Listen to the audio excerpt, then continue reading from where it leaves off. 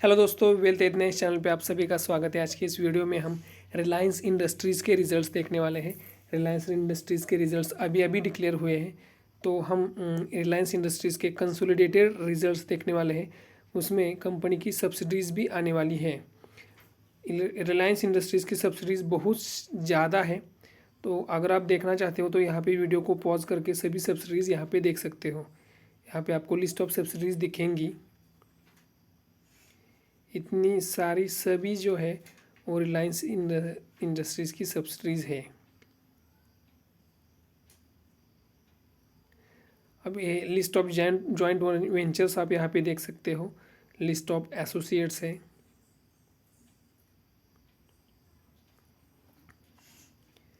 तो हम रिलायंस इंडस्ट्रीज़ के कंसोलिडेटेड रिजल्ट्स देखने वाले हैं। ये फिगर जो है वो सभी करोर्स में है। ये फिगर सभी करोर्स में है। तो अगर हम टोटल इनकम की बात करें तो 2,14,016 2,14,644 करोड़ का रिवेन्यू या टोटल इनकम रहा है दिस क्वार्टर में, जो पिछले क्वार्टर में 2,19,140 करोड़ का रिवेन्यू रहा था और पिछले साल के सेम क्वार्टर में 2,24,901 करोड़ का रिवेन्यू रहा था। अगर हम क्वार्टर ऑन क्वार्टर बेसिस पे देखते हैं तो 2% से रिवेन्यू डाउन है, और अगर हम ईयर ऑन ईयर बेसिस पे देखते हैं तो ईयर ऑन ईयर बेसिस पे 4.56% से रिवेन्यू जो है वो डाउन है। तो हम आगे डिटेल में देखेंगे कि ये बहुत बड़ी मेहनत कंपनी है, उसी के वजह से हम इसके सेगमेंट वाइज रिवेन्यू में O2C business, oil to gas business, retail business, digital business, ये सब का रिवेन्यू ये डिटेल में जानने वाले हैं। तो हमको पता चलेगा कि किसके कारण ये जो रिवेन्यू या इनकम में जो ड्रॉप हुआ है वो हम आगे देखेंगे।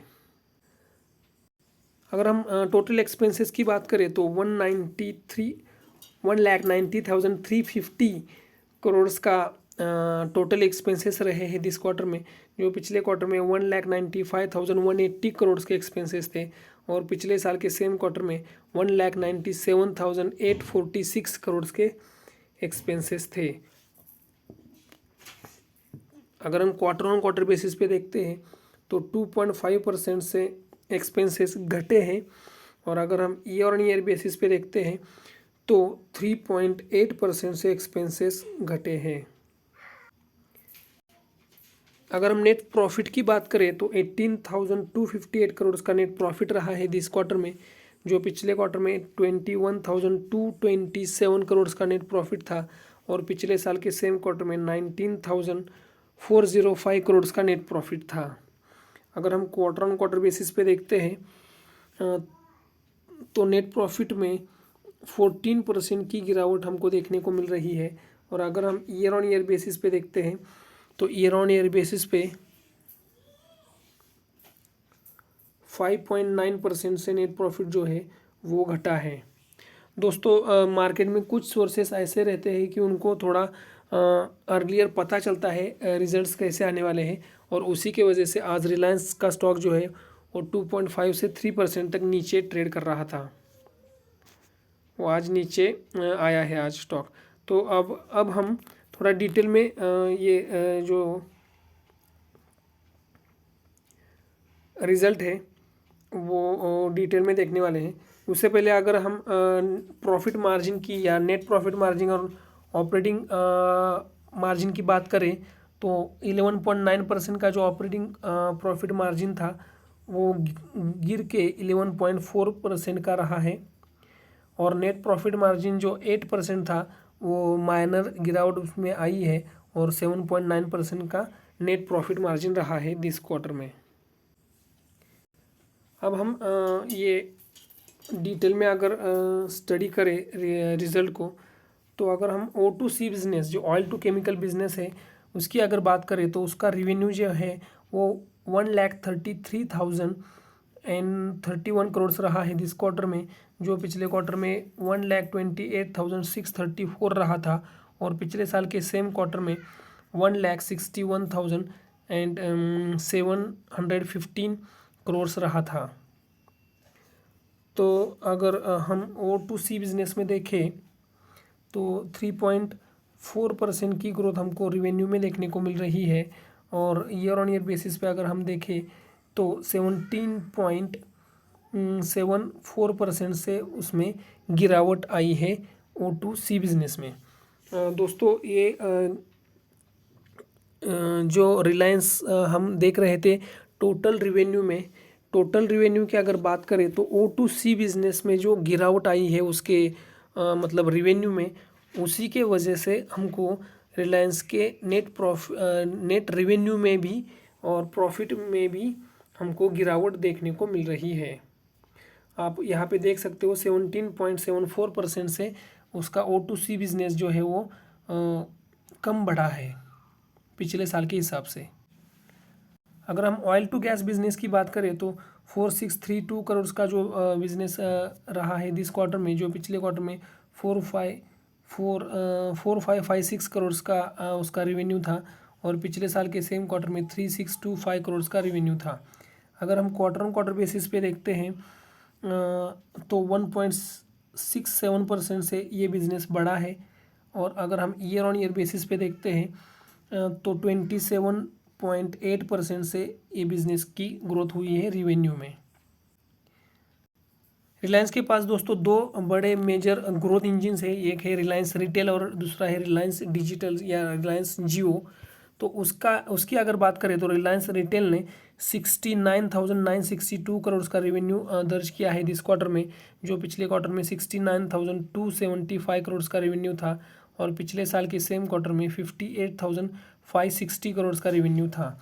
अगर हम रिलायंस रिटेल की बात करें तो क्वार्टर ऑन क्वार्टर बेसिस पे 0.99% या 1% की ग्रोथ हमको उस बिज़नेस में दिखाई दे रही है।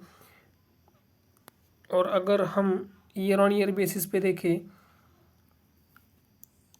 तो ईयर ऑन ईयर बेसिस पे 19.5% से रिवेन्यू में ग्रोथ आई है रिलायंस रिटेल के। अगर हम रिलायंस जियो की बात करें या डिजिटल सर्विसेज की बात करें तो 32,077 करोड़ का रिवेन्यू रहा है दिस क्वार्टर में, जो पिछले क्वार्टर में 31,375 करोड़ का था, और पिछले साल के सेम क्वार्टर में 28,512 करोड़ का रिवेन्यू रहा था।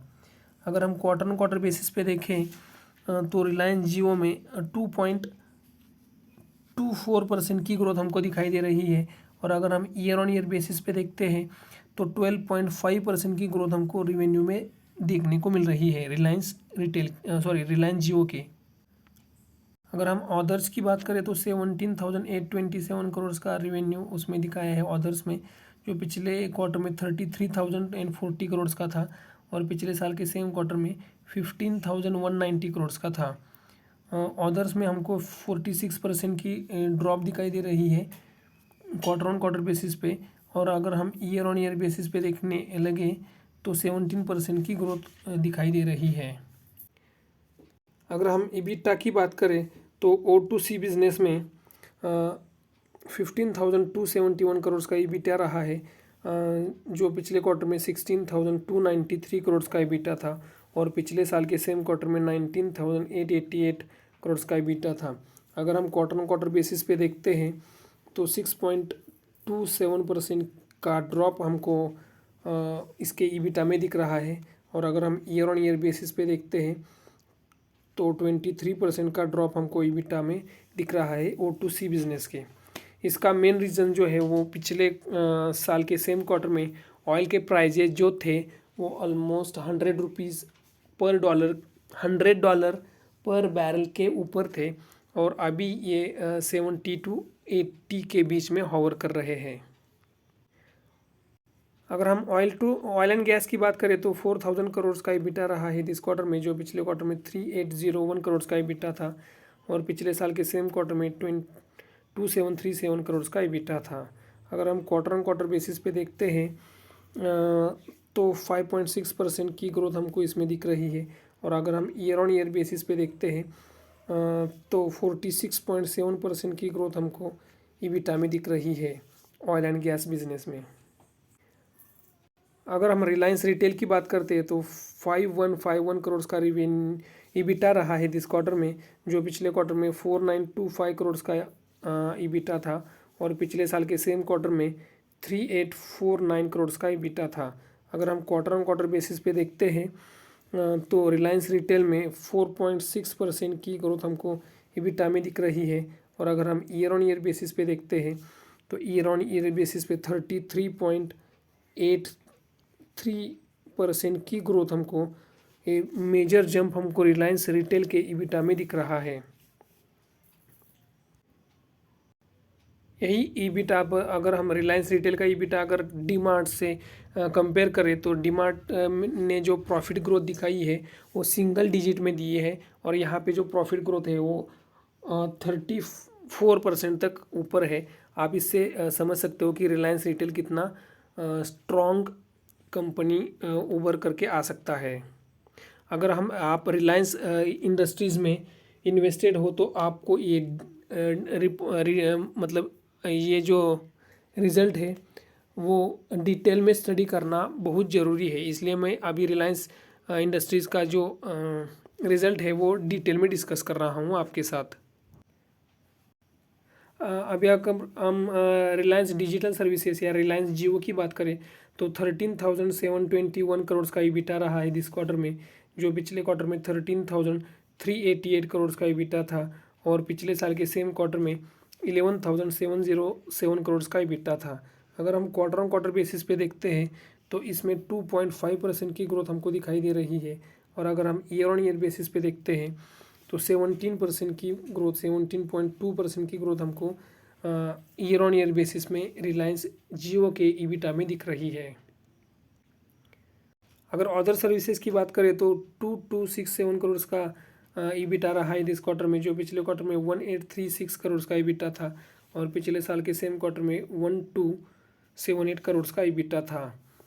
इसमें अगर हम क्वार्टर ऑन क्वार्टर बेसिस पे देखते हैं तो 21.7% की ग्रोथ दिख रही है, और अगर हम ईयर ऑन ईयर बेसिस पे देखते हैं तो 77% की ग्रोथ हमको अदर्स के ईबिटा में दिख रही है।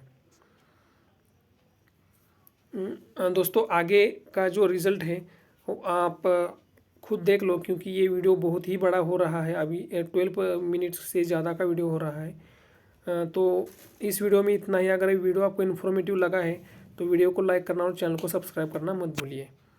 जय हिंद।